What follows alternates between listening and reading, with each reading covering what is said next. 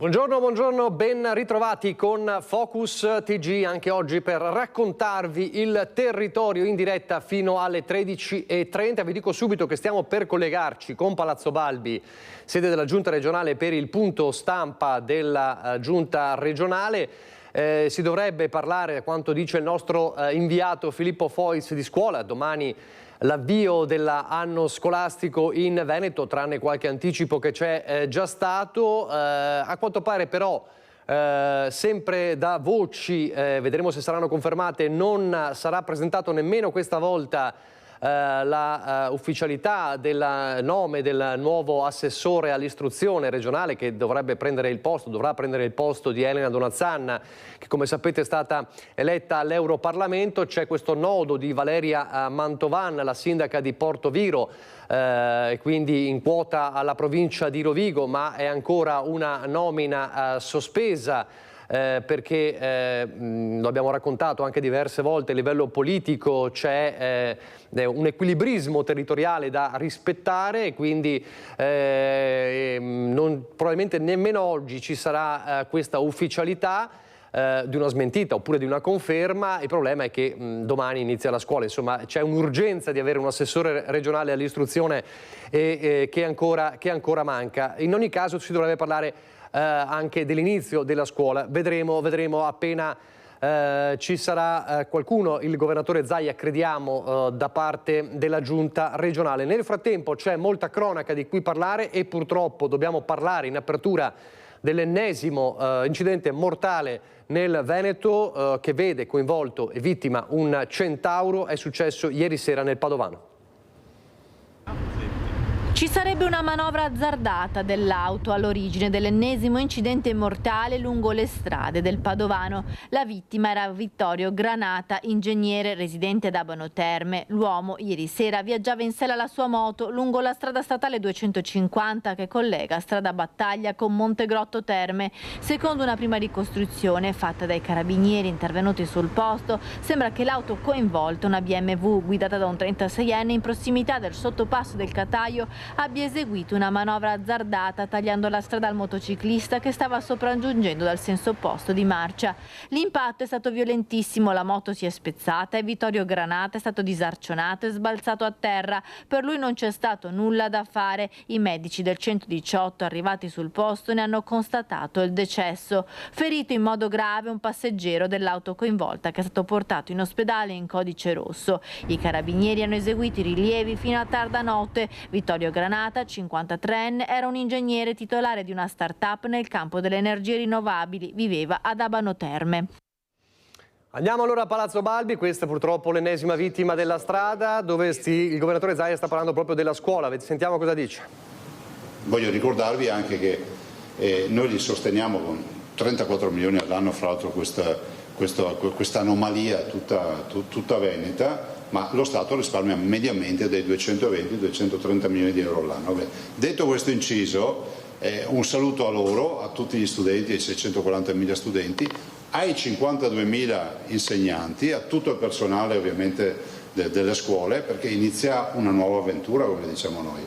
Ho scritto una lettera ai ragazzi che vi farò avere, e quindi ce l'avrete per i vostri eventuali articoli su Domani, ed è una lettera nella quale oltre a augurare un buon anno scolastico ai ragazzi, invito i ragazzi a investire sui loro talenti, ad essere affamati di conoscenza, di uscire dal mood, dalla narrazione negativa che tanto non potrei aver fortuna, del fatto che comunque dopo la pioggia arriva sempre il sereno, ma anche della volontà di ricordare che abbiamo sempre un occhio, per quelli che stanno peggio di loro. Penso ai ragazzi meno fortunati che si ritrovano nelle loro classi, bambini o ragazzi che siano, ai bimbi stranieri e ragazzi stranieri che hanno bisogno comunque di un percorso per l'integrazione, quindi che ci sia attenzione anche verso i più deboli. E poi un augurio anche che questo anno scolastico sia un anno scolastico profittevole da un lato, e anche con il ringraziamento a tutti quegli operatori che comunque lavorano nelle scuole, pensando che la scuola lascia sempre qualcosa di positivo, ha sempre lasciato qualcosa di positivo in tutti noi, dalle amicizie che sono nate tra i banchi di scuola agli talenti che vengono fuori nelle scuole, no? Cioè, emergono dei talenti che magari tu non conosci. Pensate a un solo talento rispetto all'attività artistica, la musica. Molti ragazzi lo scoprono questi talenti andando a scuola. Ai talenti, poi noi amiamo dividere i ragazzi, no, a un profilo umanistico, un profilo scientifico, ma di mezzo c'è il mondo. E quindi un invito ai ragazzi veramente a investire sui propri talenti e ai genitori a secondare i talenti che hanno i figli, perché non c'è di peggio una persona che cresce non potendo investire sui propri talenti, sarà sempre una persona infelice. Però poi leggerete la lettera e quindi veramente io auguro, do veramente un grande in bocca al lupo a tutti i ragazzi. Sapete, la scuola, il primo giorno di scuola è sempre emozionante, non solo da primino quando vai tutti ci ricordano il primo giorno di scuola, però è emozionante sempre iniziare l'anno scolastico, perché poi io ricordo che tu, cioè, lo facevo con grandi propositi, avevi tutti i quaderni ben organizzati, era tutto in ordine, lo zaino, la cartella, eccetera, e poi magari strada facendo lo vedevi anche nella calligrafia, iniziavi scrivendo bene, a metà anno già cadeva la tensione, però è sempre un evento la scuola, quindi penso che sia fondamentale ricordare anche questo. E dopodiché penso anche che questo anno scolastico sia un anno scolastico particolare. I ragazzi iniziano l'anno scolastico sentendo parlare ancora di guerra, ricordiamo un pensiero anche a tutti i bimbi, a tutti i ragazzi, a tutti gli studenti che comunque vivono in condizioni nelle quali non si può andare a scuola o se ci si va si rischia di rischiare la vita. Questo lo ricordo perché non c'è solo la guerra in Ucraina, non c'è solo la guerra in Medio Oriente, ma ci sono 60 focolai di guerra nel mondo. Il mondo ha bisogno di pace e si dice, no, che quando si apre una scuola, c'era un filosofo che lo diceva, non so se era Rousseau o no, non era Pascal. Pascal diceva che quando si apre una scuola si chiude un carcere, poi verificate la citazione, porca puttana se l'ho sbagliata. No, ma dai, controlla, ma è Pascal. Stai controllando? Boh. Puoi solo dire sì, non è... Ugo, grazie, però è sempre francesi, quella è la scuola, grazie. Victor Hugo, grazie. No, siccome ne so talmente tante, una mi può scappare. Victor Hugo, che è stato un grande letterato francese, diceva appunto che quando si apre una scuola si chiude un carcere, e che non è che la nostra situazione è pensare che abbiamo dei delinquenti in erba e evitiamo che vadano in carcere, però è il senso della scuola, un momento di aggregazione civile, di solidarietà e del fatto che crescono, diciamo, le nuove generazioni vengono educate al futuro. Ecco, io ragazzi dico, voi non siete il nostro futuro, siete il nostro presente, una fase centrale di questa lettera, perché penso che se continuiamo a dire che i ragazzi sono il nostro futuro, alla fine ce li dimentichiamo. Perché quando tu parli del futuro dici sì, vabbè, arriverà, poi vedremo cosa si fa. No, i ragazzi non sono il nostro futuro, sono il nostro presente. Detto questo, invito qui al leggio, faccio le presentazioni fatte bene, se no poi mi correggete, però è tutto live qui, quindi invito ovviamente il Presidente della Federazione Italiana Rugby, Marzio Innocenti, prego. Che salutiamo, che farà anche il medico fra l'altro. Sì, esatto. È un nostro medico di base, giusto? No, sono otorrinolaringoiatra. Otorrinolaringoiatra, vabbè, comunque fa il medico. Certo. E il presidente della Federazione Veneto Rugby, Sandro Trevisan, che salutiamo, e loro, e fra l'altro saluto anche tra il pubblico Nicolò Milanese e Giuseppe Fantuz, 2 giocatori. Dove sono? Eccoli qua, eccoli qua. Ma venite qui anche voi, ci fate... Prego.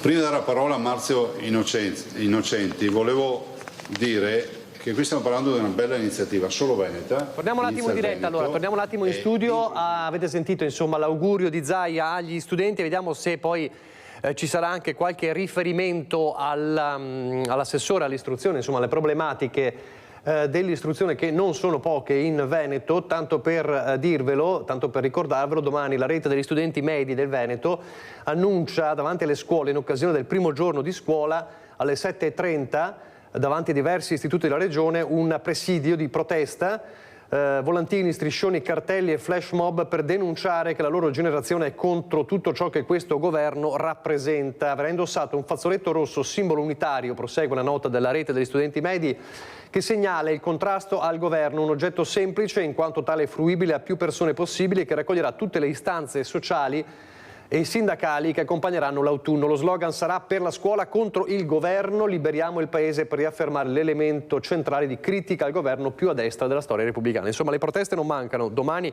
e nemmeno le problematiche legate alla scuola. Domani quindi la rete degli studenti medi sarà davanti a diversi istituti per un presidio, un flash mob. Torniamo fra poco a Palazzo Balbi.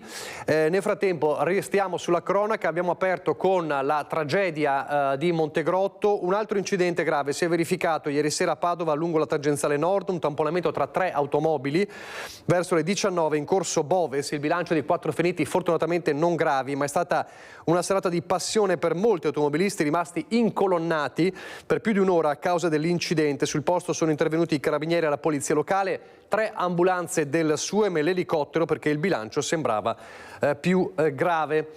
Adesso invece torniamo a parlare lo ricorderete, la tragedia di Premariacco, la quindicenne precipitata con il suo istruttore di volo al primo volo con l'ultraleggero. È stata eseguita l'autopsia. L'autopsia sui corpi di Simone Fanti e Alessandra Freschet non ha evidenziato nulla di più di quanto si aspettassero la Procura della Repubblica e i parenti delle 2 vittime del disastro dell'ultraleggero di Premariacco. Il medico legale Lorenzo Desinan ha eseguito gli esami questa mattina dopo aver ricevuto l'incarico dal magistrato, riscontrando dalle prime informazioni che il decesso è sopraggiunto per le conseguenze delle ustioni provocate dall'incendio del velivolo dopo l'impatto al suolo. Escluso il malore dunque e altre eventuali cause, anche se bisognerà attendere tutti i risultati degli esami effettuati, la concentrazione passa ora all'accertamento delle procedure di volo e atterraggio eseguite da Simone Fant e alla verifica dell'integrità delle componenti dell'ultraleggero, meccaniche e strumentali. Le fiamme, che hanno avvolto e quasi del tutto distrutto i resti dell'aereo, non rendono semplice il lavoro degli investigatori delle 2 inchieste parallele in corso, quella della Procura e quella dell'Agenzia per la sicurezza del volo. Le famiglie di Simone e Alessandra non hanno nominato un consulente di parte per seguire l'esame autoptico del medico legale. L'avvocato Laura Ferretti, che rappresenta il papà di Alessandra, Roberto Freschet, sta valutando invece tra una rosa di nomi a chi proporre l'incarico di consulente di parte per le perizie sui rottami del velivolo e per l'accertamento della dinamica del disastro. Da parte della famiglia di Simone Fant non c'è al momento la nomina di un legale di fiducia. Le famiglie attendono il nulla osta della magistratura per organizzare i funerali nei rispettivi paesi. E poi torniamo a parlare di femminicidi, torniamo nel Padovano, continuano le indagini sull'omicidio di Giada Zanola, la giovane mamma lanciata dal cavalcavia di Vigonza lo scorso maggio. Per il suo delitto, come sappiamo, è in carcere il suo compagno Andrea Favero, che è stato anche il suo assassino. Spunta l'ultimo messaggio che la donna ha inviato a un'amica poche ore prima di morire. Mi sento fiacca, ci vedo doppio. Questo l'ultimo messaggio inviato da Giada Zanola ad un'amica. Sono le 20:30 del 28 maggio. La mattina seguente il corpo straziato della 34enne viene ritrovato lungo la A4 ai piedi del cavalcavia di Vigonza. Quando l'amica risponde come mai, sono circa le 21:20, ma da Giada solo silenzio. È uno dei dettagli che emergono dalle indagini sul femminicidio della giovane mamma gettata dal cavalcavia a pochi metri da casa dal compagno che molto probabilmente l'aveva stordita con dei farmaci. Nel sangue della donna gli esami tossicologici hanno rilevato tracce di benzodiazepine. Da 3 mesi in carcere c'è il compagno Andrea Favero che davanti ai poliziotti della squadra mobile aveva ammesso di aver lanciato Giada dal cavalcavia al culmine di una lite, salvo poi fornire davanti al pubblico ministero e al giudice una versione confusa tratteggiata da molti non so, non ricordo. Ma dai racconti di un'amica di Giada emerge un altro dettaglio inquietante. Un mese prima di morire la giovane aveva scritto di essere stata male, aver vomitato e poi di essere svenuta dopo aver bevuto un cocktail preparatole dal compagno e di avere l'atroce dubbio di essere stata violentata mentre era incosciente. L'uomo infatti voleva un secondo figlio, anche se il rapporto era in crisi e Giada lo voleva lasciare. Il figlio della coppia sembra essere al centro dei litigi perché Giada aveva minacciato di andarsene e di portarlo con sé, una storia raccontata più volte da Andrea Favero agli investigatori. Di femminicidi si è parlato anche alla mostra del cinema da poco conclusa al Lido di Venezia, e al Lido è arrivato nei giorni scorsi anche Gino Cecchettin per lanciare un appello anche ai divi e ai nomi proprio del cinema. Anche all'81esima Mostra internazionale d'arte cinematografica di Venezia è stato lanciato un appello: basta femminicidi, stop a ogni violenza di genere. L'occasione per parlarne è stata l'iniziativa About Women alla mostra organizzata dalla parlamentare veneta in Europa Alessandra Moretti del Partito Democratico. Per dare forza a questo appello, nella speranza che venga condiviso anche da tanti attori e registi del mondo del cinema, è arrivato al Lido anche Gino Cecchettin, papà di Giulia. Bisogna continuare con l'impegno e queste sono le occasioni in cui bisogna cercare di diffondere un messaggio. Siamo qui per parlarne. Io ringrazio l'onorevole Moretti per questa occasione, per poter condividere quello che noi e i genitori di Chiara Ugolini stiamo passando, abbiamo passato, però non bisogna mollare mai, perché è nelle nostre coscienze l'impegno per andare avanti e far sì che ci siano sempre meno genitori come noi che possano piangere una figlia che manca. Il cinema cosa può fare come veicolo anche di promozione di valori? Il cinema è senz'altro un modo per comunicare, quindi è forse il modo principale con cui si possono comunicare concetti anche importanti. In passato abbiamo avuto anche esempi di impegno sociale. Magari facciamo un appello perché registi ed attori possano comunque contribuire anche loro a questo messaggio. Il mio impegno è quello di portare avanti una fondazione che si chiamerà Fondazione Giulia Cecchettin, e in quanto a Elena e Davide, loro sono impegnati con gli studi, hanno il loro percorso di vita che hanno scelto, hanno deciso di portare avanti, e io farò il possibile perché loro possano godere di questo in tutta la più normale serenità, anche se si può dire così. Alessandra Moretti dal canto suo da anni è impegnata attivamente su questo fronte. In un contesto europeo noi affrontiamo le questioni che riguardano le donne e il femminile. Noi dobbiamo rafforzare la presenza delle donne nelle istituzioni, nel mondo del lavoro, dobbiamo batterci affinché le donne abbiano pari opportunità nel lavoro, quindi l'Europa è molto impegnata per colmare queste discriminazioni, e poi certamente c'è il grande tema della lotta contro la violenza sulle donne.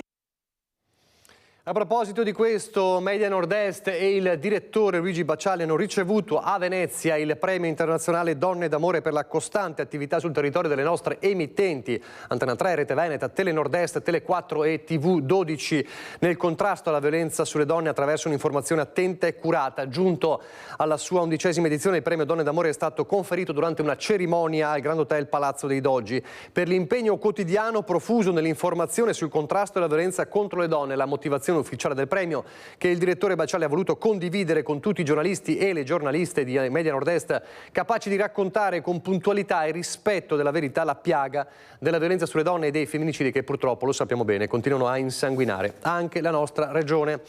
Un'altra piaga differente, ma sempre di cronaca parliamo, è quella della violenza sugli animali anche, e di chi addirittura piazza dei bocconi avvelenati per uccidere cani e gatti, insomma gli animali domestici. Il nostro Alex Giuliano ha raccolto la denuncia che arriva da Romano Dezzelino.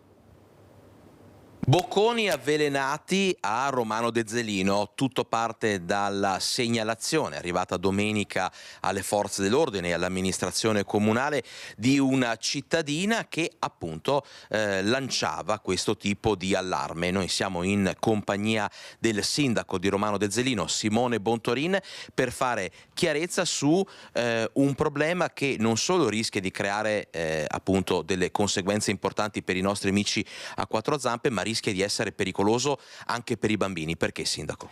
Si tratta di una cosa che ritengo gravissima, per il fatto che oltre ad avere un impatto diretto su quelli che sono gli animali, potrebbe anche aver avuto conseguenze ben peggiori, dato che questi bocconi o presunti tali, queste esche avvelenate, sono state trovate all'interno anche di parchetti pubblici frequentati da bambini e giardini privati. Quindi oltre all'aspetto animale, quindi alla possibilità che degli animali morissero vivessero con le conseguenze di questi bocconi, anche dei bambini avrebbero potuto entrare in contatto con queste sostanze avvelenate e di conseguenza aver avuto dei problemi ben più importanti di un semplice incidente. Quindi quello che ritengo fondamentale è il fatto di condannare assolutamente questo tipo di comportamenti, perché non hanno ragione di esistere. In secondo luogo, di ringraziare quelle che sono state le segnalazioni pervenute da alcuni cittadini, in particolar modo dalla nostra concittadina che molto ci tiene all'aspetto della sicurezza sia del nostro ambiente, quindi alla tutela anche dell'ambiente dal punto di vista dei rifiuti, ma soprattutto degli animali.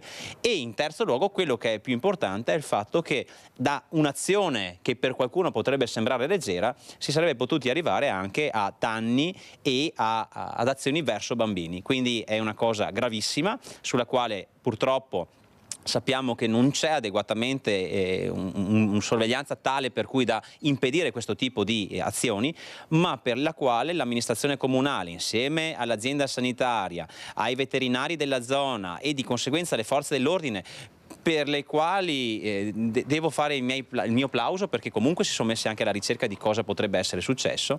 Ecco, in seguito a tutto questo credo che ci sia la necessità di un'azione corale, l'amministrazione da una parte, gli altri enti dall'altra, e dei cittadini. Questa cittadina si è resa disponibile anche per collaborare nel monitoraggio del territorio.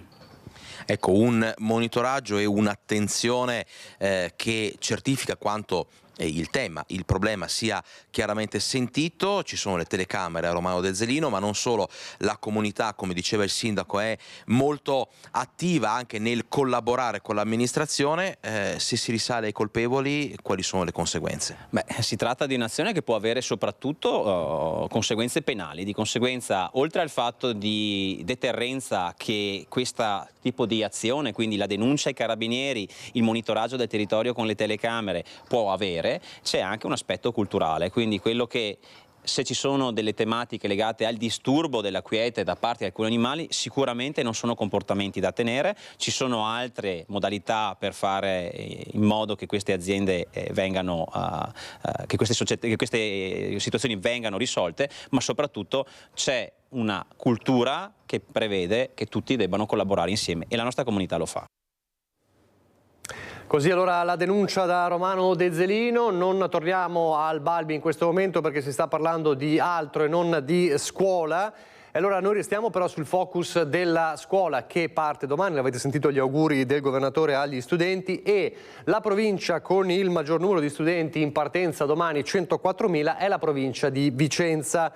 Una provincia dove, come in altre realtà, si sente l'effetto denatalità. Allora Luisa Bertini ha sentito per noi il provveditore agli studi di Vicenza Nicoletta Morbioli, che fa il focus proprio sulla provincia di Vicenza. Sentiamo. Anno scolastico al via con Vicenza, che è la provincia con il maggior numero di studenti, sono oltre 104.000, e ne parliamo proprio con il provveditore agli studi di Vicenza Nicoletta Morbioli. È vero, siamo la provincia con il maggior numero di studenti e studentesse. Abbiamo sentito anche noi, come le altre province, l'effetto denatalità, lo stiamo sentendo soprattutto alla scuola dell'infanzia, alla scuola primaria e al primo ciclo, quella che chiamavamo scuola media. Non l'abbiamo ancora sentito alla scuola secondaria di secondo grado, dove abbiamo un più 90 alunni, quindi più 2 classi che sono state assegnate. Quest'anno i dirigenti e quello che so anche le famiglie sono state contente perché abbiamo potuto non fare tagli. Il Ministero, pur in presenza di un minor numero di studenti, ci ha dato lo stesso numero di organico, cioè di personale docente, e quindi abbiamo mantenuto un livello alto di possibilità anche di didattica, perché dove c'è magari un insegnante in più si possono fare attività anche di laboratorio specifiche, e anche di seguire gli alunni che hanno più difficoltà. Quindi io direi una partenza positiva. Siamo ancora, come era stato anticipato, la provincia che ha il maggior numero di studenti, e quindi io direi un anno positivo, con anche, abbiamo fatto in modo come ufficio scolastico territoriale territoriale, che ci fosse anche il personale docente e il personale ATA, quindi personale di segreteria e collaboratore scolastico, per cui abbiamo dato la possibilità di prendere servizio prima dell'inizio dell'anno scolastico. Ecco, un augurio a tutti gli studenti vicentini. Ci saranno delle novità a livello ministeriale, ma io credo che porteranno a beneficio di tutti studenti e famiglie. Più che agli studenti, che io chiedo, ecco, va bene l'impegno, ma insieme alle famiglie di avere fiducia nella scuola. E che ci sia un rapporto di dialogo con gli insegnanti nel rispetto delle reciproche competenze, perché stiamo lavorando tutti per i nostri alunni, che sono figli delle famiglie e studenti delle scuole e futuri cittadini. Ecco, io ringrazio la dottoressa Morbioli per essere stata con noi.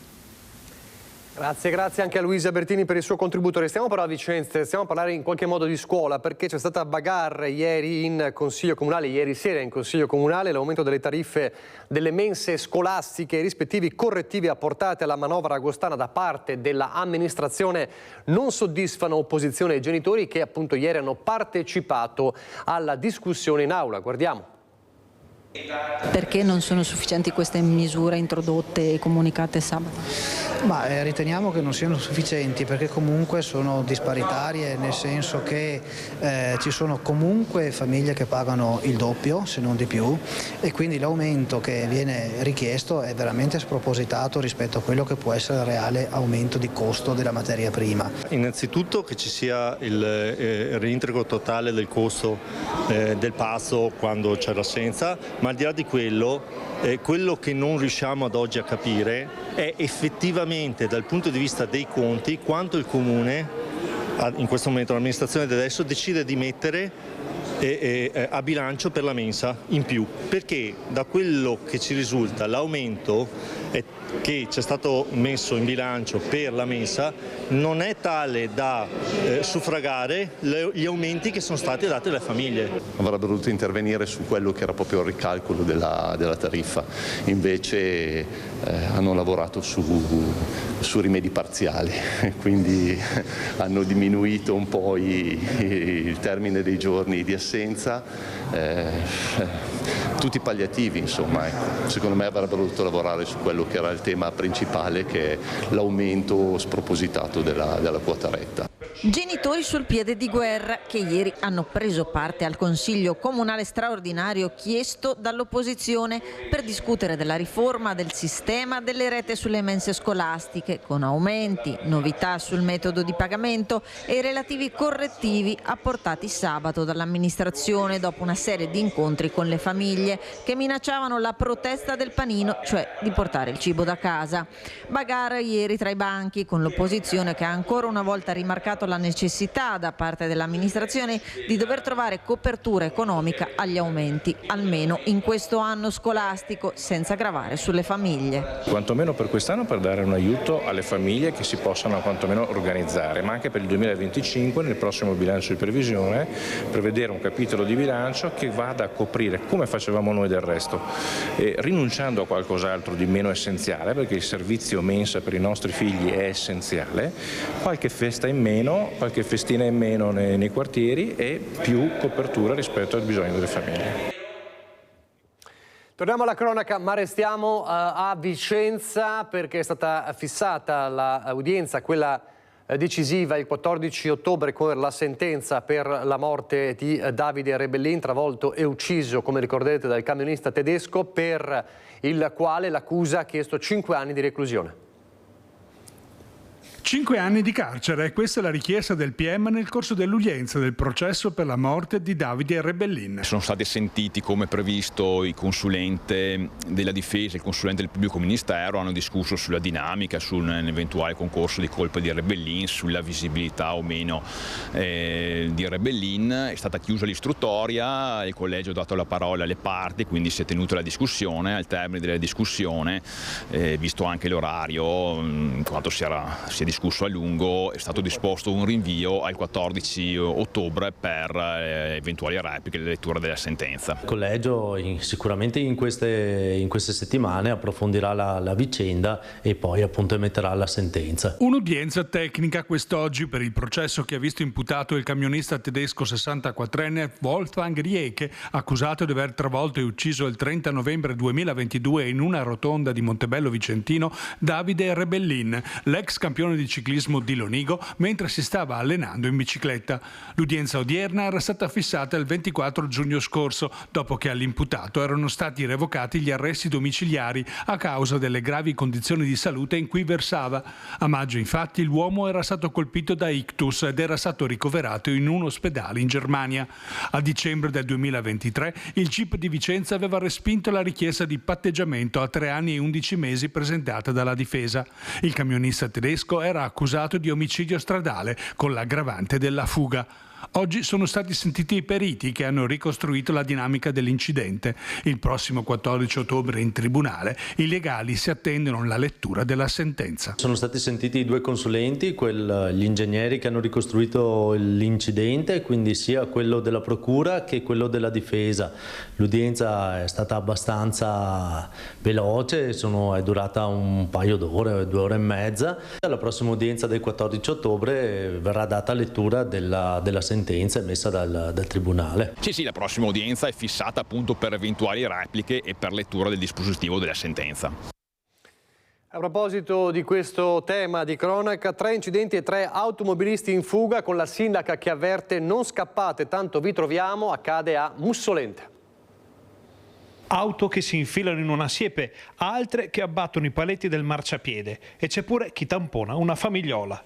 3 schianti avvenuti a Mussolente, accomunati da un dettaglio di non poca importanza, ovvero l'allontanamento di responsabili che però sono stati tutti rintracciati. Uno dei 3 incidenti si è verificato in via Piana d'Oriente, dove un 20enne del posto, alla guida di una Renault, ha perso il controllo del mezzo mentre arrivava da San Zenone e dopo aver invaso la corsia di marcia opposta si è schiantato sulla recinzione di un'abitazione, causando danni alla siepe e a un lampione. Il secondo è avvenuto in via Papa Giovanni XXIII a Casoni. Qui una BMW guidata da un giovane del paese ha invaso il marciapiede opposto al proprio senso di marcia, andando a danneggiare i parapedoni e un lampione. Sempre a Casoni un uomo aveva provocato un incidente lasciando in mezzo alla strada una donna con il figlio piccolo e allontanandosi dal luogo del sinistro. Tutti e 3 i casi sono stati presi in carico dalla polizia locale, che è risalita all'identità degli automobilisti. Questi ragazzi che hanno fatto questi danni nell'arco di 2 notti della scorsa settimana li abbiamo individuati grazie alla nostra videosorveglianza, un sistema di videosorveglianza che sicuramente andremo a migliorare nel corso degli anni, ma che già è molto efficiente, perché nel giro di un paio di giorni siamo già riusciti ad individuarli, a contattarli e anche a far presente loro che dovranno pagare per l'atteggiamento avuto. L'errore di valutazione, l'impostazione sbagliata della curva, la disattenzione purtroppo sono all'ordine del giorno sulla strada. Insomma, gli incidenti capitano, ma questo non può esentare chi commette uno sbaglio dal prendersi le proprie responsabilità. Perché non è tanto lo sbaglio, perché succede a tutti, il colpo di sonno, mi auguro non fossero ubriachi, ma la cosa più grave in questi casi è il fatto che non abbiano segnalato il danno fatto, che siano fuggiti senza aver cura del bene pubblico, perché poi il prendersi cura del bene pubblico parte proprio dal prendersi la propria responsabilità in casistiche come questa. Il messaggio è chiaro. Le telecamere ci sono, la rete di sorveglianza è capillare e farla franca è praticamente impossibile. Esattamente, sono bravate che lasciano un po' il tempo che trovano, proprio perché i varchi, non solo quelli di Mussolente ma di tutti i territori limitrofi, ci permettono proprio di individuare queste auto. Torniamo allora a Palazzo Balbi, al momento delle domande al governatore da parte dei colleghi giornalisti. Sentiamo cosa gli stanno chiedendo, immagino che si tratti di politica. Sentiamo. Spetterà al Ministero, di concerto con la Regione e il Ministero dell'Agricoltura, prendere una decisione politica. Che idea si sta facendo? Ma guarda, intanto noi non siamo innamorati né di una causa né dell'altra. Questo è fondamentale dirlo. Quindi nessuno può permettersi di dire che la Regione sostiene o non sostiene questa infrastruttura, perché la regola è una regola aurea, vale per tutti, che è quella intanto di avere ben chiarezza di come funziona. Il consorzio propone un'opera, non è proposta dalla Regione. Che però è inserita come opera come tutte le opere che abbiamo, c'è una lista di opere paurose. Detto questo, c'è una fase di audizione pubblica. Parlando in questo momento, giusto per inquadrare per voi telespettatori, sta parlando della diga del Vanoi. Come sapete, la protesta in atto di opposizione alla diga del Vanoi, mentre il Consorzio Brenta vuole andare avanti. Sentiamo allora diga del Vanoi. La Regione ha già espresso per il tramite dei suoi tecnici, vi possiamo far vedere la nota, diciamo una nota sintetica che poi, come si può dire, renderà più corposa nel momento in cui ci sarà l'audizione, rispetto a delle perplessità circa la fragilità geologica del territorio. Addirittura dicendo, guardate, prima di poter esprimere considerazioni, vi faccio una sintesi anche maccheronica, nella lettera che mi sembra sia firmata dall'ingegnere Artico, dice ma ci voglia una campagna di verifiche geologiche, quindi di campionamenti e tutto, perché comunque cita anche il Vajont nella lettera, dice noi non possiamo assolutamente permetterci questo. Punto, si fermi qui. 3-4 giorni fa penso. Sì, perché noi avendo l'audizione già i nostri tecnici, perché compete a loro, vorrei farvi... Ma è bene che sia così, perché se usciamo come si può dire, dall'immaginario del Vanoi, andiamo su un'opera tranquilla, è ovvio che ci sono quelli pro e quelli contro, non sto parlando di Vanoi, ed è giusto che la prassi sia sempre uguale, perché non è che uno può decidere tu sì, tu no, cioè qua non c'è Marchese del Grillo, cioè, cerchiamo di avere anche dei dati, perché se da un lato si può essere accusati di aver autorizzato un'opera magari che è rischiosa, vedi il Vajont, perché lì sapevano che c'era il rischio, il monte si chiamava Toc, più chiaro di così, cioè franato il monte Toc allora, e fra l'altro anche con diciamo, persone che avevano messo in evidenza questo rischio. Dall'altro possono esserci anche opere che non hanno, diciamo, rischio e che tu non puoi permetterti di fermare, perché comunque sono a beneficio della collettività. Una strada tu non è che la puoi fermare perché c'è qualcuno che è contrario. Qui siamo in un ambiente molto delicato, perché stiamo parlando di un invaso importante, e quindi è giusto che si facciano tutte le verifiche. Quindi da parte nostra cosa diciamo? Che finché non sarà, diciamo, come si può dire, risolto e fino in fondo anche l'ultimo micrometrico dubbio, la nostra posizione è una posizione assolutamente di chiusura, quindi vogliamo che le carte siano chiare. Ovviamente, ripeto, è una posizione tecnica, è una posizione tecnica perché queste opere devono avere un approccio tecnico. Grazie, e approfitto per chiederle un'altra cosa, visto che citava la lettera. Perché qualcuno dice, ma i tecnici c'erano anche nel Vajont. Sì, infatti avevano detto che frenava la montagna, quindi è bene che le scelte siano tecniche. Dicevo, visto che ha citato la lettera agli studenti, appunto da noi iniziano le scuole, continuiamo a scrivere e a renderci conto che i problemi sono sempre gli stessi, ormai non fa quasi più notizia, le supplenze che si prolungano per metà anno, e la gestione dei concorsi evidentemente faticosa, sembra non ci sia fine. Si sta discutendo anche di autonomia ovviamente in questo periodo. Le chiedo, secondo lei sul piano dell'organizzazione del lavoro aiuterebbe poter avere una gestione? Allora, intanto questa è una materia LEP, è una delle 14 materie che non sono oggetto di discussione finché non avremo calcolato i livelli essenziali delle prestazioni, prima roba. Quindi nel tavolo che io spero, immagino si aprirà nel mese di settembre-ottobre con il governo, non tratteremo queste 14 materie, ma tratteremo le prime 9 che sono materie non LEP, quindi non soggette ai livelli essenziali delle prestazioni.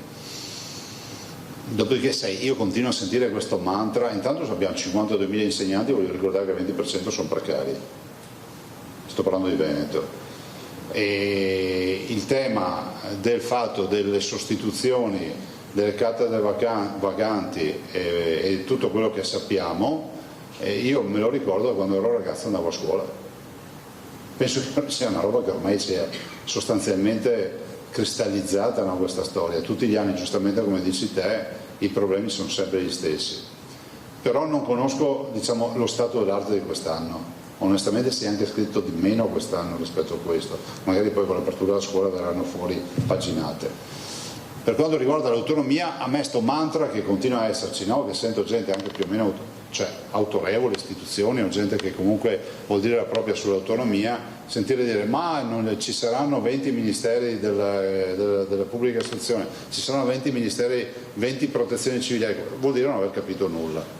Stiamo parlando di singole millimetriche funzioni che all'interno di una materia, vi faccio sempre il solito logoro esempio della protezione civile, non è che smantelliamo la materia protezione civile e ne facciamo 20, ma potremmo chiedere che la funzione fare ordinanze di deroga in caso di calamità regionale siano ordinanze che fa il Presidente della Regione e non fa più lo Stato, che a volte dobbiamo attendere, cioè a volte io la posso fare in tempo reale, un collega la può fare in tempo reale, magari deve attendere 24 ore per avere un'ordinanza che ti serve per tagliare un albero pericolante, perché andrebbe in deroga a un vincolo che c'è a carico di quell'albero, piuttosto che sgombrare rifiuti nocivi e tossici o altre robe. Quindi penso che non si creeranno mai 20 ministeri della pubblica istruzione, perché è un'assurdità. Se poi ci sono degli ambiti dove l'efficienza territoriale può essere utile agli studenti, alle famiglie e ai lavoratori, perché no? Cioè, abbiamo creato 20 ministeri degli interni? No, abbiamo preso una funzione che si chiama fare i passaporti e il governo giustamente ha dato alle poste, ma non è che ci sono 20 ministeri degli interni. Se vede sto mantra è un po' ruffianetto, no? Perché poi a chi non sa nulla gli vai a mettere in testa che stiamo smantellando un paese. Con i vescovi, voi sapete che mi ha risposto Sua Eminenza il Cardinale Zuppi, una lettera assolutamente di disponibilità che non diffondo perché penso che sia una lettera, diciamo, da tenere, come si può dire, non dico riservata ma privata. Sì. E c'è questa disponibilità a un incontro sia col sottoscritto che per un confronto con gli accademici che portano anche l'altra campagna, no? L'altra campana, scusatemi, e quindi approfitteremo anche di questa disponibilità. Non è ancora fissato. Altro? Presidente, buongiorno. Ma esattamente cos'è che serve per avere il nuovo assessore all'istruzione? La mia firma. E allora quando è che firma? Firmerò. Un decreto? No, guarda, questo periodo io ho voluto prendermelo per due o tre motivi. Il primo perché ci fosse un periodo sabbatico, no? tra una dismissione e una nuova nomina. Il secondo perché comunque le cose devono essere fatte in maniera ragionata. Devo dire che c'è totale piena sintonia col gruppo di Fratelli d'Italia. La seconda perché ho voluto lasciare anche loro un tempo, diciamo, congruo, perché poi c'è l'estate di mezzo, eccetera. Immagino che io non ho fatto, vorrei precisare che io non ho fatto incontri per parlare di assessore e quindi ho lasciato questo tempo in maniera tale che avessero anche un confronto loro interno. Immagino che entro settembre insomma questa nomina ci sia. Praticamente devono farle il nome?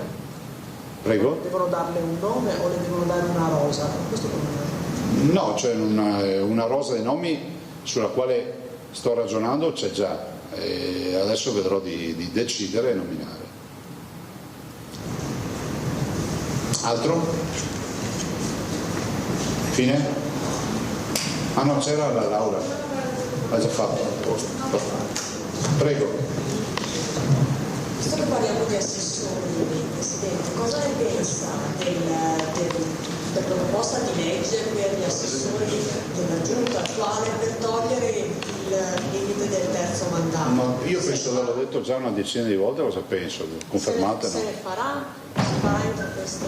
No, io penso che chi che sia il nuovo Presidente della Regione, che sia sottoscritto sia un nuovo Presidente o una nuova Presidente, avrà comunque la necessità di una continuità, no? Io l'ho avuta quando sono arrivato qui nel 2010, ho avuto degli assessori senior che comunque alla prima giunta davano dimensioni del sapere di cosa stavamo parlando. Immaginare un'amministrazione dove non ce n'è uno che conosce la storia dell'amministrazione significa per noi veneti che paghiamo le tasse e vogliamo che il Veneto sia governato bene, avere un abbrivio che diventa un periodo, diciamo, di break-even che rischia di diventare anche troppo lungo. Immaginate, non so, penso alla viabilità, alla sanità, deleghe che sono complicate. Hai bisogno anche, come si può dire, di memoria storica all'interno della Giunta. Se poi ci metti anche un presidente che non ce l'ha neanche lui la memoria storica, si rischia veramente di partire troppo piano. Questa è una macchina che va a pieno regime adesso ed è giusto che sia così. Dopodiché è un'anomalia tutta italiana questa del blocco dei mandati degli assessori, che io ho voluto quando si è fatto lo statuto, ma io l'avevo abbinato al tema dei consiglieri. Dopo i consiglieri si sono defilati e quindi è stato tolto il blocco dei mandati, e quindi è assurdo che resti il blocco. È assurdo che avete il microfono acceso in mano. È assurdo che resti il blocco dei mandati solo per gli assessori, ma lo trovo una roba normale. No, nel breve no, poi è una roba veloce. Adesso abbiamo altro da fare in Consiglio regionale, abbiamo il bilancio, insomma. Ma scusate, c'è il microfono aperto, quello che avevate prima. Ma chiudete il microfono. Altro? C'è altro? Tutto a posto? Grazie, buon lavoro. Torniamo in diretta, insomma alla fine qualche cosa è venuto fuori, insomma grazie anche alle domande dei colleghi, e quindi la questione della diga del Vanoi con il governatore Zaia, insomma, che ha ribadito la massima prudenza sul progetto, cioè finché non ci saranno elementi tecnici chiari fino in fondo quel progetto non sa da fare. Però sapete che c'è in corso anche un braccio di ferro un po' col consorzio Brenta su questo. E poi la nomina dell'assessore attesa dall'istruzione che ancora non c'è entro settembre, quindi c'è una rosa di nomi, ha detto Zaia. Vediamo se lo ridice adesso in diretta di nuovo con le ultime battute in diretta, sentiamo. Del 20 al 13 ottobre. Beh, sicuramente ci passerò, non so se ci sarò per l'inaugurazione, ma un salto ce lo faccio. Intanto domani aprono le scuole. Sì, domani avremo 640.000 studentesse e studenti dalla scuola primaria, dalla scuola dell'infanzia fino ovviamente alle superiori, che inizieranno la prima giornata dell'anno scolastico. E quindi un mio augurio di veramente un grande in bocca al lupo, che sia un anno proficuo, che non sia un anno noioso, perché poi gli studenti si preoccupano giustamente anche di questo, che sia un anno anche che dia modo ad ogni ragazzo e ragazza di poter investire sul proprio talento e quindi sulle proprie aspettative, sulle proprie passioni. E un ringraziamento a tutti gli insegnanti, 52.000 insegnanti, oltre che a tutto il personale, per quello che riusciranno a fare per assistere questi ragazzi. Ai ragazzi ho detto che guardino con un occhio particolare chi è meno fortunato di loro, ai ragazzi magari che portano disabilità, ai ragazzi che hanno qualche difficoltà, che hanno condizioni sociali magari che sono note magari in classe, e quindi di stare vicino a questi ragazzi, e dall'altro di essere anche vicini e inclusivi per tutti i ragazzi stranieri che ci sono nelle nostre scuole. Ricordo che abbiamo una comunità in Veneto di quasi 600.000 stranieri che sono ben integrati, che hanno un progetto di vita in Veneto su 5 milioni di veneti. Lei diceva non sono il nostro futuro, sono il nostro presente. Ma sì, questo l'ho scritto anche nella lettera. Io dico ragazzi, non siete il nostro futuro, siete il nostro presente. Perché immagino che più parliamo di futuro per i ragazzi, meno ci occupiamo dei ragazzi. I ragazzi sono il nostro presente, quindi torniamo in diretta perché sostanzialmente sta dicendo quello che ha detto in conferenza stampa. Importante comunque, allora si è fatto il punto anche sulla questione assessore all'istruzione. E quindi entro settembre il nome dell'assessore che sarà scelto in una rosa di nomi. Il limite degli assessori, di mandati per gli assessori, va tolto, dice Zaia, però fu lui a metterlo in statuto, diciamo, quando diventò presidente, ma dice insomma è necessario avere degli assessori preparati e magari che abbiano già esperienza, soprattutto se ci sarà un nuovo presidente di regione nel 2025. E poi la questione scuola con il tema anche dell'autonomia, e con uno Zaia che dice è un tema che se gestito in modo autonomo potrebbe anche risolvere qualcuno dei problemi che ogni anno vengono sempre alla luce. Allora facciamo così, andiamo in pubblicità, poi di nuovo in diretta.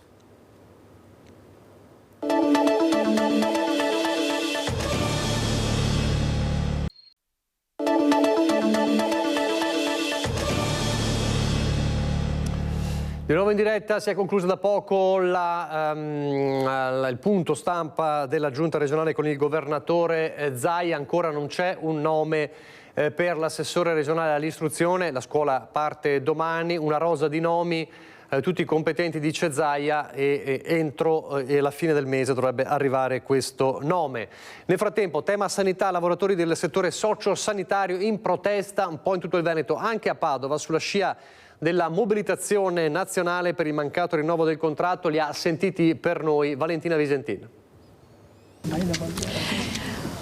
Buongiorno da Padova, dove anche qui nella città del Santo c'è la mobilitazione dei sindacati a sostegno dei lavoratori del settore socio-sanitario che attendono da almeno 4 anni il rinnovo del contratto. Sono passati gli anni della pandemia e ancora nulla è cambiato. Si va verso la mobilitazione e lo sciopero nazionale. Qui oggi la manifestazione organizzata dai sindacati CGIL, CISL e UIL, ma ci raccontano le ragioni di questa mobilitazione verso lo sciopero nazionale. Partiamo con la CISL, buongiorno. Oggi siete qui a sostegno dei lavoratori anche dell'OIC, siamo proprio qui davanti all'OIC della Mandria. Sì, Franco Maisto, CISL Funzione Pubblica, Padova Rovigo. Oggi siamo a rappresentare le centinaia di lavoratrici e lavoratori che ogni giorno occupano nelle corsie per il loro servizio, per dare un'assistenza agli anziani, ai fragili, ai disabili, non con poche difficoltà, in particolare perché ci registra da tempo una certa carenza di personale.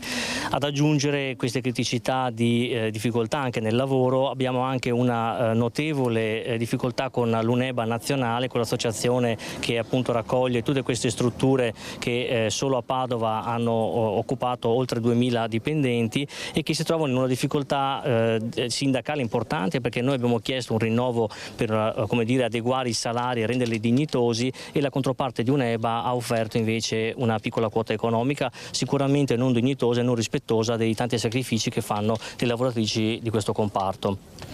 Vi preparate verso lo sciopero nazionale, quando sarà e in quanti vi muoverete da Padova, dal Veneto? Noi abbiamo fatto questa serie di presidi, uno davanti ad ogni sede in una delle province del Veneto, proprio in preparazione, proprio per far capire che le nostre intenzioni sono quelle di andare avanti fin tanto che non ci sarà da parte di UNEBA la capacità di ascoltare e venire incontro a quella che è la nostra richiesta, cioè di un aumento contrattuale che vada almeno a coprire quello che è stato l'aumento dell'inflazione, quindi oltre il 10% almeno come rinnovo contrattuale. Se questo non avverrà, questo finora non è avvenuto, quindi il 16 noi faremo uno sciopero, a Padova saremo davanti alla sede di UNEBA, quindi in via Vescovado, e è uno sciopero unitario, quindi crediamo che ci sarà una grande partecipazione delle lavoratrici e dei lavoratori, nonostante la difficoltà enorme nel partecipare ad uno sciopero in questo settore, perché si tratta di servizi che purtroppo richiedono la presenza costante e continua, e in un periodo di carenza del personale così seria, che ci costringe già a lavorare normalmente in una situazione di difficoltà, riuscire a portare avanti e a essere partecipi ad uno sciopero è particolarmente faticoso. Nonostante questo c'è la volontà di tutti noi di esserci e di far capire che non intendiamo accettare la loro proposta. Si è parlato di carenza del personale, quanti, almeno se avete una stima, i lavoratori di cui ha bisogno il settore? Allora, Fernando Bernalda, segretario della Wiltux di Padova e provincia. Sì, il personale ovviamente è carente, ma ormai da un bel po' di anni. Ci sono, ovviamente saltano giorni di riposo, le ferie vengono, molte volte sono state sospese, specialmente quest'anno, perché ovviamente essendoci carenza non c'è il personale sufficiente per coprire i servizi che ci sono. Come diceva la collega prima, è gente fragile, non si può chiudere. Noi faremo tanta fatica il 16 portare fuori la gente, perché la gente purtroppo è così legata agli ospiti, è come se fossero dei propri familiari. Questo non è un lavoro, è una vocazione che hanno i lavoratori, e questo bisognerebbe sinceramente anche riconoscerlo ai lavoratori e non liquidarli con 150 euro lordi di aumento salariale. I dipendenti ovviamente che mancano saranno minimo almeno sul sulla provincia di Padova, tra Padova e provincia, 1 migliaio sicuramente, perché siamo veramente sotto personale, cioè ci sono doppi turni, saltano ferie, riposi, cioè la gente non ce la fa più. Dunque allora l'appuntamento il 16 con lo sciopero qui a Padova, un presidio insieme a tutte le altre città a livello nazionale. Grazie allora, grazie a Valentina Visentin. Di nuovo la cronaca, incidente mortale sulla strada statale 434 Transpolesana all'altezza di Oppeano, siamo in provincia di Verona, una persona è morta stamattina in uno scontro tra un furgoncino e un camion sulla carreggiata in direzione Verona. Quando i sanitari del SUEM sono arrivati sul posto hanno potuto soltanto, come si dice in questi casi, constatare il decesso del conducente del furgoncino, la dinamica al vaglio della polizia stradale. Adesso restiamo sulla cronaca, la cronaca ci porta nel veneziano perché continuano le indagini sull'accoltellamento avvenuto a Fossalta di Portogruaro 3 notti fa, un trentenne in gravi condizioni e come sappiamo c'è un militare della base USA di Aviano coinvolto. Quando siamo arrivati abbiamo visto che era stato accoltellato e l'abbiamo subito portato all'interno in infermeria, abbiamo chiamato le forze dell'ordine e l'ambulanza che sono arrivati subito. Le indagini sull'accoltellamento avvenuto fuori dalla discoteca Palmariva a Fossalta di Portogruaro proseguono senza sosta. Gli inquirenti al momento hanno fermato 2 persone di 20 e 25 anni, uno di loro è un militare della base USAF di Aviano. Le indagini dovranno chiarire le singole responsabilità e capire perché un uomo di 30 anni sia stato colpito da 3 fendenti alla schiena nel parcheggio della discoteca. La vittima, di origini est europee, immediatamente soccorsa, è stata operata d'urgenza. Attualmente le sue condizioni sono gravi ma stabili. La cosa è avvenuta circa alle 4:40, 4:50, adesso l'orario preciso non lo ricordo, comunque molto dopo la chiusura del locale. La sicurezza ha appena lasciato il posto, avevamo appena spento tutto da poco e erano rimaste qua pochissime auto, parliamo di 2 o 3 auto, con un gruppo di ragazzi che stava aspettando il taxi per rientrare. Quando noi stavamo per uscire per rincasare, hanno bussato alla finestra del locale, ha bussato una ragazza dicendo che c'erano dei ragazzi che si stavano azzuffando, allorché noi come proprietà siamo usciti, abbiamo riacceso le luci e abbiamo visto un'auto che stava scappando e anche a forte velocità. I carabinieri, grazie alle testimonianze e alle immagini delle telecamere di sorveglianza, sono riusciti a individuare e fermare i 2 sospetti che si erano dati alla fuga. Grazie ai ragazzi che erano qui presenti e a noi, alle forze dell'ordine e all'ambulanza siamo riusciti comunque a, spero, consegnare i due disgraziati, perché mi sento dire solo questo, alla giustizia e a salvare la vita ragazza, perché probabilmente se non ci fossimo stati in quel frangente poteva andare molto peggio. Secondo una prima versione, la lite è scoppiata perché la vittima ha tentato di introdursi nell'auto degli aggressori mentre erano in sosta nel parcheggio, uno scherzo mal digerito culminato nell'accoltellamento, versione che i carabinieri stanno attentamente vagliando perché al momento appare poco verosimile. E adesso le impressionanti immagini, siamo ai confini con la provincia di Venezia, ma siamo nel Trevigiano, a Zero Branco, le impressionanti immagini del video di videosorveglianza che ha immortalato il momento dell'esplosione al distributore 2 notti fa in Viale Kennedy a Zero Branco. Continua la caccia al bandito solitario che però ha visto andare in fumo anche il suo bottino.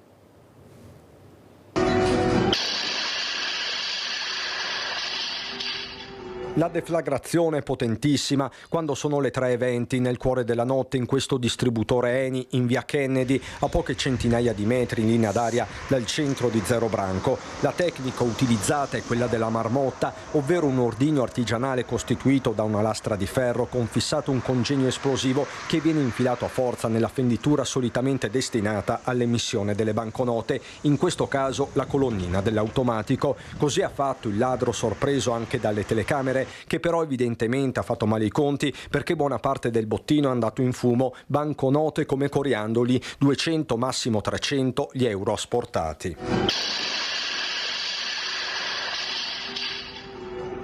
Un colpo violento nelle modalità, anzi violentissimo, ma alquanto maldestro nell'esecuzione. Dalle telecamere sembrerebbe che l'uomo incappucciato, ma con il viso parzialmente scoperto, abbia armeggiato diversi minuti prima di venirne a capo. Di certo resta la devastazione. L'esplosione è stata così potente che la cassa ha squarciato la colonna dell'antincendio, pezzi sono finiti anche nella vicina vetrata, danneggiata pesantemente la copertura della stazione che è stata così transennata. Il giovane Vasile è arrivato al lavoro nel bar dell'impianto alle 6 del mattino. A quanto pare sì, è stato molto potente, sì, per fare un danno del genere. Si vede che dall'esplosione sono volati pezzi dappertutto. Sì. Probabilmente il ladro è entrato in azione dai campi e ha operato in solitaria, ma non si esclude possa essere stato raggiunto da un complice che lo ha aiutato nella fuga. Sull'episodio stanno indagando i carabinieri che hanno raccolto in giornata le denunce di proprietario e gestore dell'impianto. Al setaccio ancora le telecamere. Tra clienti e avventori serpeggiano rabbia e preoccupazione. È gravissimo, no grave, perché quando chi ciappa qualche duni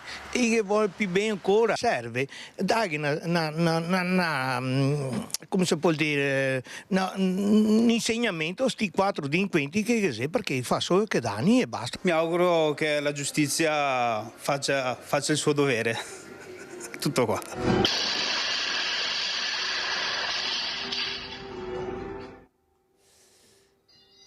Intanto, restando nella Marca, a Treviso è tornata ieri pomeriggio al lavoro Alessandra Petrin, titolare del negozio di Vicolo Rialto, che è stata aggredita e derubata del portafoglio da 3 giovani nomadi. La nostra Edi Kaliman è andata proprio ieri a raccogliere le sue prime impressioni di ritorno dal lavoro dopo tanta paura.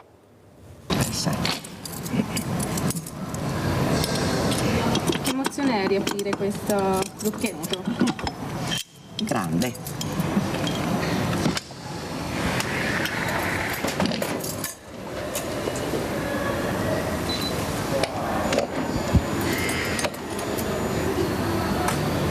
Ha le mani che tremano ma la determinazione di chi vuole esserci. Alessandra Petrin, titolare dello storico negozio di abbigliamento in Vicolo Rialto, nel piano centro di Treviso, ha messo mano alle chiavi e riaperto le serrande dopo la rapina da parte di 3 giovani nomadi tra i 20 e i 30 anni, 2 ragazze e un ragazzo, lo scorso sabato alle 10 di mattina. Una bella emozione, con un po' di paura, però una bella emozione. Non è facile. Sì, sono qui. Sono qui. Emozionata e ancora sotto shock, Alessandra, 59 anni, ha deciso di aprire a soli 2 giorni dal fatto per dare coraggio a se stessa, ma soprattutto per dare un segnale forte come negoziante della città. Al suo fianco il figlio e gli amici che alla spicciolata nel pomeriggio sono passati per un saluto, una chiacchiera, una risata, per fare in modo che stare in negozio continui ad essere una normalità. Se no non avrei più riaperto. Mai arrendersi. Crederci sempre e mollare mai. Bisogna crederci fino in fondo, anche se si ha paura, ma bisogna avere coraggio nella vita. Coraggio. Prima distratta con la richiesta delle 2 ragazze di far vedere loro dei capi di abbigliamento, poi accerchiata, messa all'angolo del negozio dietro il bancone, minacciata e poi il furto del portafoglio dentro la sua borsa. Un colpo che ha fruttato poco più di 150 euro. Raffaello della gioielleria che è intervenuto, sì, a darmi un aiuto, insomma, se no non avrei avuto la forza neanche di chiamare polizia. Spero che non succeda più, che quello che mi è successo possa servire a proteggere tutti. Perché è un fatto che tocca tutti, tangibile, l'insoddisfazione dei negozianti del centro che chiedono che venga posta la parola fine agli episodi di risse e aggressioni da parte di giovani ragazzi. Ad aggravare la situazione l'ultima rapina ai danni della signora Petrin. Abbiamo avuto dei ladri di notte, ma questo episodio non è mai accaduto. Secondo lei Treviso sta cambiando in questo senso? Un po' sì, direi un po' sì. È un peccato. Sì, speriamo che torni la nostra Treviso. E da parte delle forze dell'ordine, in questo caso i carabinieri, la massima attenzione ai furti, al disagio giovanile legato quindi alle baby gang e alle violenze di genere sono i punti focali dell'attenzione dell'Arma dei Carabinieri, che ha visto ieri a Treviso un cambio ai vertici con il saluto del tenente colonnello Marco Turrini, al suo posto al reparto operativo il tenente colonnello Mazzanti. La parola d'ordine è mantenere alta la percezione della sicurezza, massima attenzione verso il disagio giovanile e la violenza di genere. Cambio ai vertici nell'Arma, ma nel segno della continuità. Il saluto del tenente colonnello Marco Turrini, che dopo 4 anni ha lasciato la Marca per un nuovo incarico a Padova. Mi piace ricordare anche l'attività che abbiamo svolto di prevenzione in vari settori, in vari campi molto importanti, quelli del disagio giovanile, il contrasto alla violenza di genere, e quindi attività di supporto alle comunità, quelle nei confronti ad esempio degli anziani. Ecco, sono queste le esperienze che mi rimarranno sicuramente nel cuore. Al comando operativo è arrivato il tenente colonnello Stefano Mazzanti dopo aver guidato per 5 anni il nucleo investigativo di Verona. Spero di riuscire ad intervenire in quei settori che in questo momento sono più preoccupanti e che interessano maggiormente l'opinione pubblica, devianza giovanile e la violenza di genere, che non è mai venuta meno come emergenza e che ha bisogno di un intervento non soltanto di contrasto ma soprattutto preventivo. E soprattutto anche intervenire sulla questione della sicurezza. Chiaramente i reati contro il patrimonio sono quelli che più impattano sulla percezione della sicurezza, e quindi indirizzare le forze del comando provinciale, lo sforzo investigativo del comando provinciale anche verso quei settori. In via Cornarotto il saluto anche del tenente colonnello Sabatino Piscitello, che ha terminato la sua seconda esperienza nel nostro territorio. Le parole del comandante provinciale colonnello Massimo Ribaudo. L'occasione mi è gradita per ringraziare il tenente colonnello Turrini e il tenente colonnello Piscitello dello straordinario contributo che hanno fornito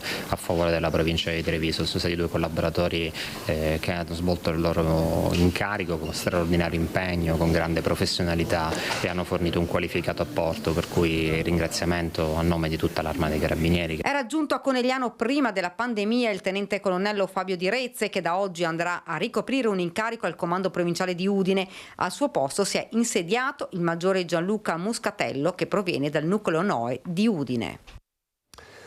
Si è parlato di truffe. A proposito di truffe, torniamo a Padova, dove la polizia ha individuato gli autori di 2 episodi della cosiddetta truffa del falso incidente a un parente e ha restituito il maltolto alle vittime.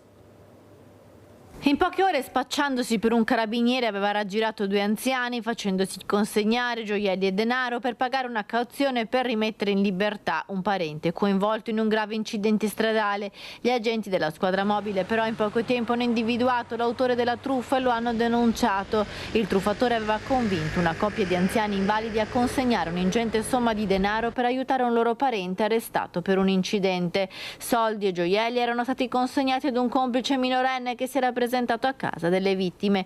I 2 anziani avevano consegnato soldi e monili, il truffatore però è stato individuato e denunciato per truffa aggravata in concorso. In questi giorni i poliziotti padovani hanno individuato un altro giovane truffatore mentre tentava di lasciare la città in treno. Questa volta è stata recuperata anche la refurtiva, che è stata riconsegnata ad un 80enne raggirata sempre con la tecnica del falso avvocato. 1.200 euro in contanti e numerosi gioielli di grande valore affettivo più che economico, ricordi di una vita, regali dei suoi cari, un gesto che ha fatto tornare il sorriso all'anziana quando ha visto i poliziotti alla porta che le restituivano il maltolto. Ancora una truffa, questa volta scoperta dalla Guardia di Finanza di Treviso, nei guai una interprete di origine russa che ha derubato il suo datore di lavoro, un imprenditore. La donna si è appropriata, grazie a firme apocrife, del servizio di home banking collegato al conto corrente dell'imprenditore per cui lavorava e all'insaputa del denunciante ha effettuato bonifici dal conto dell'imprenditore verso porti bancari intestati a se stessa pari a circa 60.000 euro. Una trentenne, interprete di lingua russa, residente nel Pordenonese, approfittando dell'assenza del suo titolare dovuta al Covid, uno straniero operante nel Trevigiano, ha contraffatto la sua firma sui documenti bancari richiedendo all'istituto di credito le password per l'home banking, appropriandosi così di una ingente somma di denaro. Ma la truffatrice è stata denunciata e scoperta grazie al lavoro della Guardia di Finanza di Treviso. Quando rientra l'imprenditore dall'estero, questi scopre che il suo conto era stato prosciugato. Siamo Siamo risaliti alla responsabilità dell'indagata grazie agli accertamenti bancari, a una perquisizione domiciliare e soprattutto grazie a una perizia grafologica. La firma rinvenuta infatti è stata ritenuta falsa, dato che l'uomo non aveva mai richiesto la funzionalità via internet. La donna ora rischia fino a 5 anni di reclusione e la confisca di quanto sottratto. L'attenzione alle truffe online, in particolare al phishing, resta altissima. Il modo per difendersi da questa tipologia di truffe è quella di non consegnare mai a terzi soggetti le proprie credenziali e soprattutto tutelare la riservatezza delle proprie informazioni bancarie e anche dei documenti di identità che servono per l'apertura di rapporti bancari o postali. Infine le Fiamme Gialle ricordano che è sempre importante denunciare, solo così possono partire le indagini e si può risalire ai responsabili. È importante sempre e comunque presentare denuncia, questo per consentire alla magistratura, alla Guardia di Finanza e alle altre forze dell'ordine di perseguire i responsabili. Allora, prima di andare in pubblicità per l'ultimo blocco pubblicitario, ancora la cronaca da Vicenza con una rissa tra un cliente e il proprietario di un bar nel quartiere San Paolo, appunto a Vicenza. È intervenuta la polizia.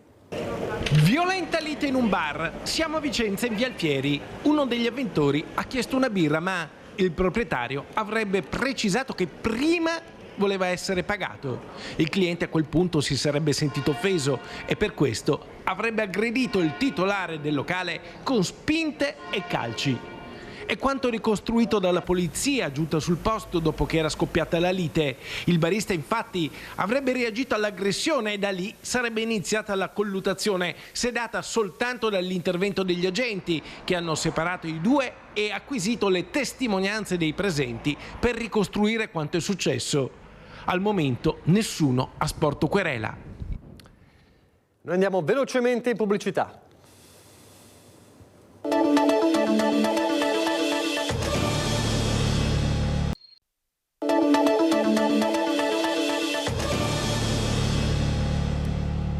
Rieccoci con Focus TG, l'ultima parte. Ripartiamo dalla Marca, potrebbero essere ore decisive per la cattura del lupo del Piave che ormai da mesi sta seminando sorpresa, panico e anche appunto paure. In certi casi, come sapete, uno o due individui di questo animale, due esemplari di questo animale sono riusciti, portato anche alla morte di un cagnolino con un'aggressione avvenuta a Ormelle. Nel frattempo l'animale, o uno degli animali in circolazione, si è palesato in un festival a Cimadolmo. Lupo tra le tende e i camper del Pfefferkorn, il festival di musica folk celtica sulle Grave del Piave a Cimadolmo. Fine settimana di concerti con ragazzi da tutta Italia e dall'estero accampati sulle rive del fiume e il lupo è stata una presenza assidua. Era diventato un po' un'icona del festival da subito, mettiamola così. Avete avuto paura?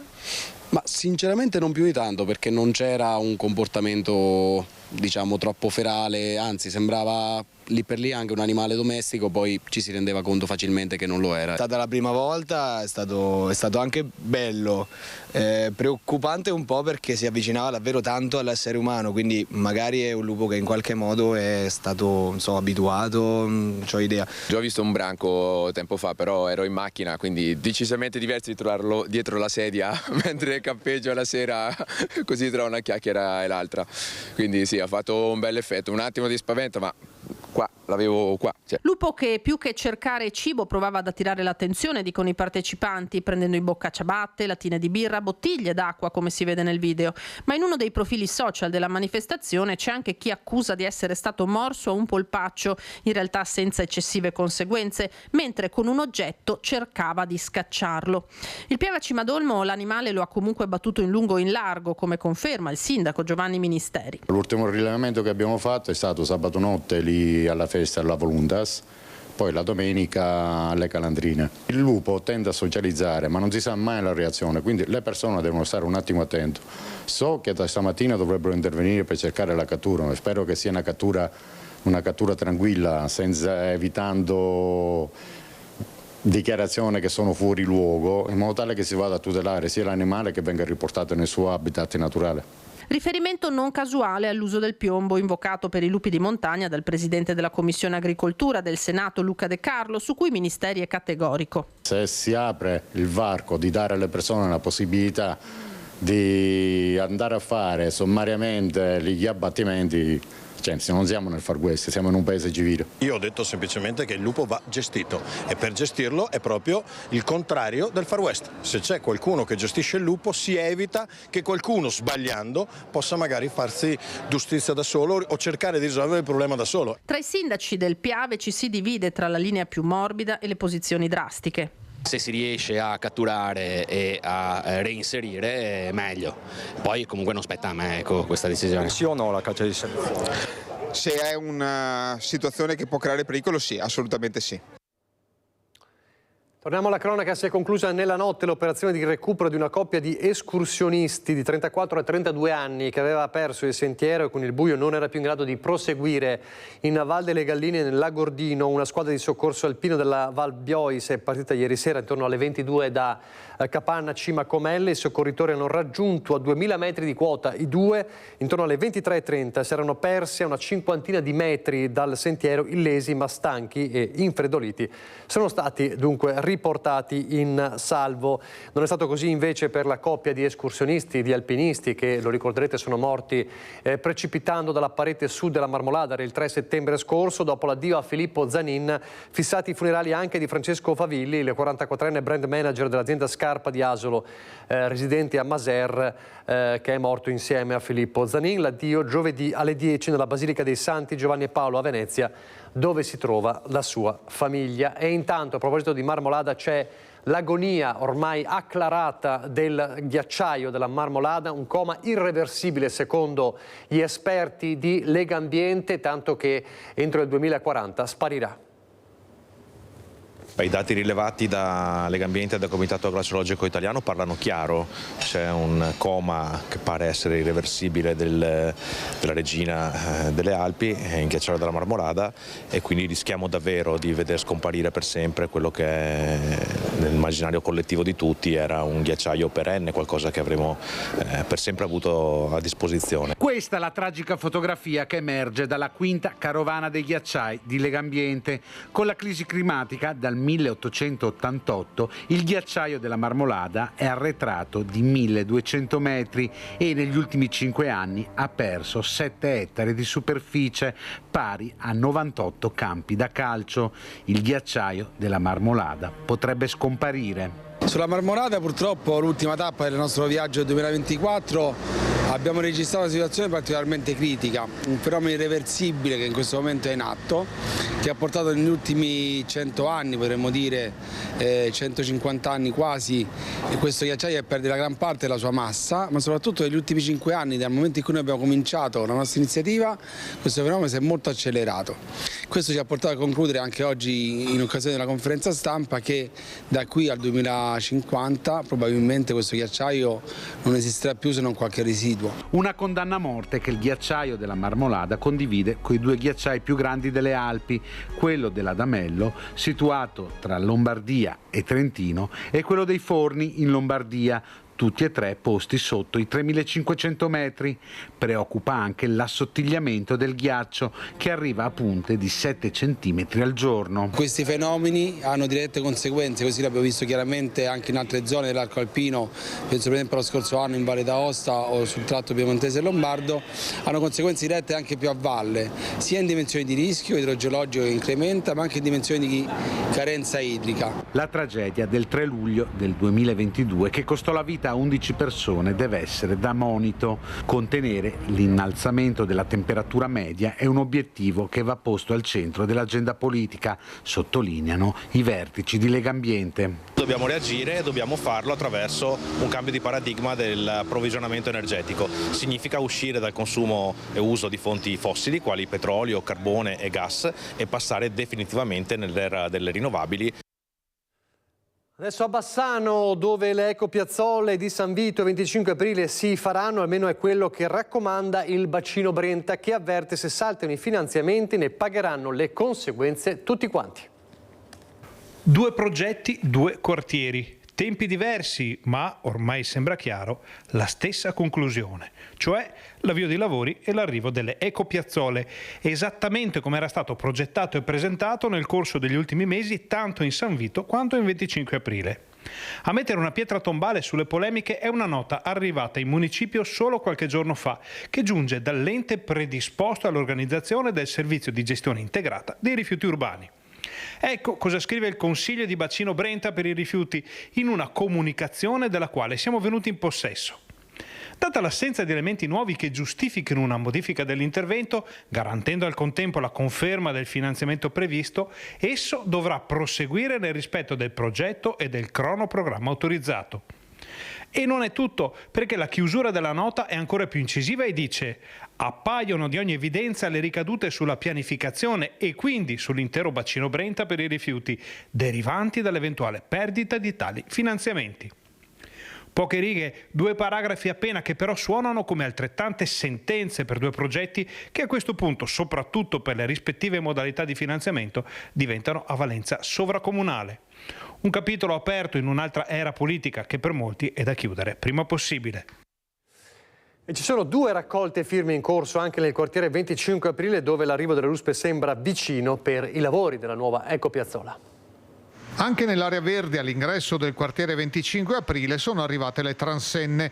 La delimitazione dell'area riguarda la realizzazione di un'ecopiazzola simile a quella già esistente in Rondò Brenta e a quella prevista a San Vito. Sono coinvolte oltre 700 famiglie, ma molti residenti si dicono contrari, chiedendo la convocazione di un'assemblea straordinaria e lamentando la scarsa comunicazione da parte del presidente Nicola Giangregorio. Perché il regolamento lo prevede, con la raccolta di 50 firme possiamo avere un'assemblea straordinaria che noi vogliamo proprio su questo argomento, non essendo stati informati nei tempi giusti, cioè prima della delibera di marzo 2024, di cui sicuramente il presidente di quartiere era al corrente, come penso dica la legge, e che non ha ritenuto di né doverci informare né tantomeno consultare. L'arrivo delle ruspe sembra imminente, ma in generale la richiesta dei cittadini tramite una seconda petizione è di non togliere il servizio di raccolta porta a porta. L'altra raccolta firme è proprio contro questo progetto, di cui non siamo stati informati se non a delibera effettuata, e anche lì quando è stato deliberato è stata informata una parte del quartiere. Sarebbero soprattutto gli anziani ad essere in difficoltà per conferire i rifiuti nei compattatori.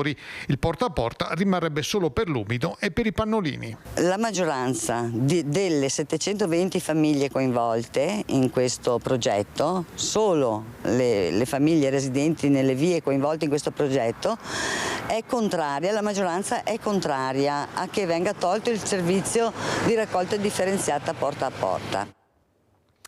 Siamo in chiusura e parliamo di tennis. Insomma, è l'anno di Jannik Sinner, lo sappiamo, la vittoria del US Open, il secondo slam in un anno, numero 1 del mondo.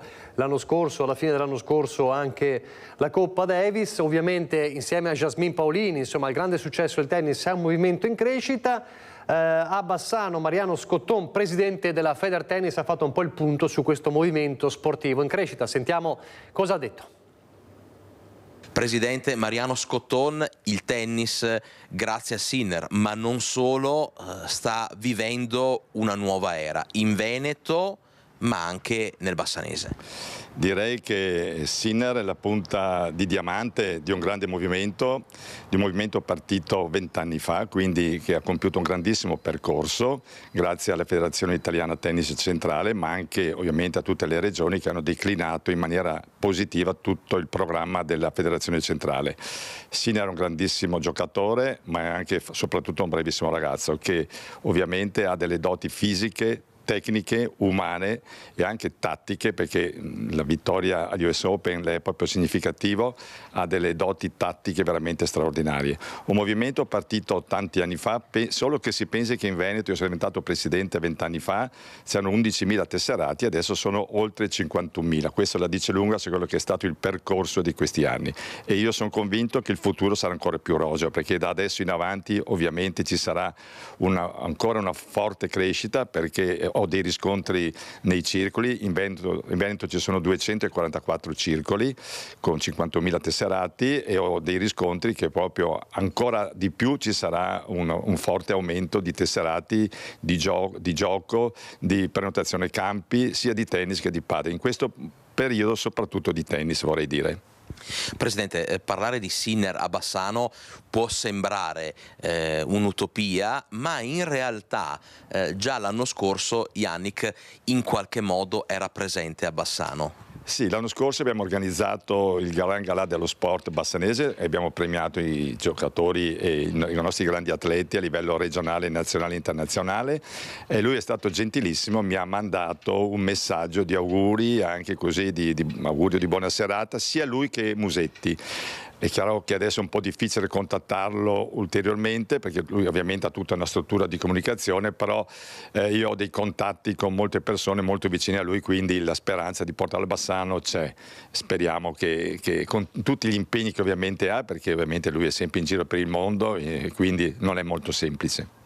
Va detto che è cresciuto in maniera importante anche il movimento legato al padel, adesso chiaramente sulla scia dei risultati di Yannick Sinner, ma anche insomma pensiamo alle Olimpiadi con la medaglia d'oro raggiunta proprio nel tennis e con tutti gli altri successi di questa stagione. In questo momento c'è stato il controsorpasso del tennis, ma il padel comunque continua a crescere. Sì, il padel sta crescendo in maniera importante. Do un dato: 5 anni fa c'erano 400 tesserati, adesso sono 7.000, tanto per dare dei numeri della crescita tumultuosa del padel. Anche qui sul nostro territorio stanno crescendo dei centri, addirittura ce n'è uno vicinissimo a Bassano che sarà inaugurato a ottobre con 6 campi da padel, con una struttura innovativa, quindi vuol dire che c'è fame di padel. Infatti la federazione si chiama Federazione Italiana Tennis e Padel, e poi c'è un altro sport che sarà vicino a questi due, su cui stiamo lavorando, che è il pickleball, che sta avendo un grandissimo successo in America, e sono convinto che avrà un grande successo nelle scuole e anche fra i tanti appassionati, perché è semplice, è molto aggregante, molto sociale, è facile la socializzazione, quindi sono convinto che sarà un grande successo, tenuto conto che abbiamo una struttura organizzativa a livello di federazione, sia di comunicazione ma anche di formazione veramente importante. Abbiamo un centro di formazione per i maestri e per gli istruttori veramente all'avanguardia, al punto tale che le altre federazioni mondiali vengono a studiare il nostro fenomeno. Vedremo allora se ci sarà addirittura un Sinner a Bassano del Grappa. Io vi saluto, grazie per averci seguito, arrivederci.